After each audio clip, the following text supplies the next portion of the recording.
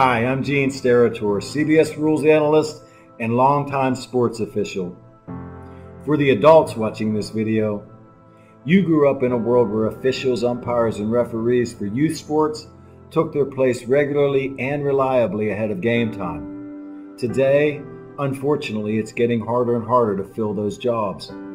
Videos showing abusive treatment of officials multiply on social media, and there have been consequences for the dreadful behavior of players, fans, and coaches. Massive shortages of officials now lead to games being canceled, and the positive effects of athletic competition are at critical risk for this generation and those to come. I'm hoping we all can begin to see youth competition through a different lens. Today, mistreatment of officials has become normalized, and we are facing an abnormal future where no officials to hire means no games on the schedule. Any call, any decision, any human effect on wins and losses has become subject to not just withering criticism, but physical threats. There's a vicious cycle at work. Fans chase away officials, and there is a smaller pool to draw from, which makes it harder to get quality, well-trained people in position. The entire game suffers. Did you know, according to the National Federation of High Schools, 80% of new officials quit the game after just 2 seasons because of abusive behavior from the stands and sidelines?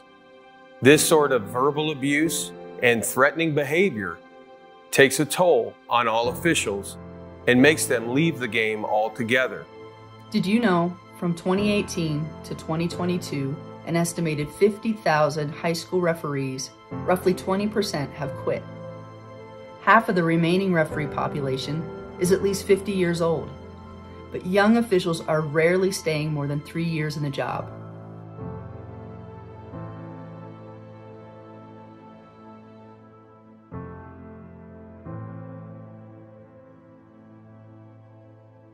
If the number of officials working contests in all sports doesn't begin to increase, there won't be enough officials to work the games. That means schedules will get cut, teams or even sports might get canceled. In many states, this is already happening. Remember that officials are invested in what they do. Many officials have regular, full-time jobs, and they're sacrificing time away from their families. Try to demonstrate empathy, put yourself in their position. Think how you would feel about getting yelled at throughout your workday. Yelling and arguing with officials sends the wrong message to young players. According to Play by the Rules Sports Advocacy, it teaches them that it's not okay to make a mistake. They can blame others for their actions. They can disrespect authority figures.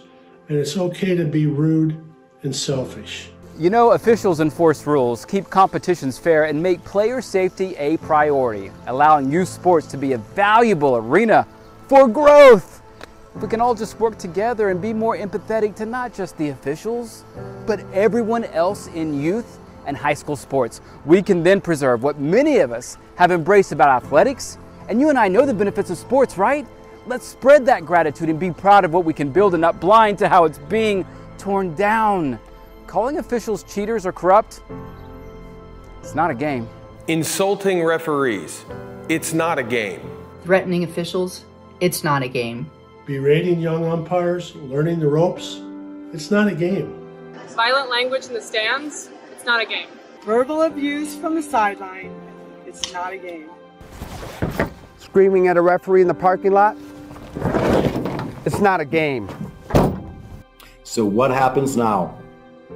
Your response in the heat of the moment is the only thing you totally control, and we have an experiment for you to try. Simply stated, just cheer for your child or the team you're there to support. Move that desire to lash out to a different place and encourage without rage. Your child's sporting memory should be about how you helped inspire and not about how you caused embarrassment.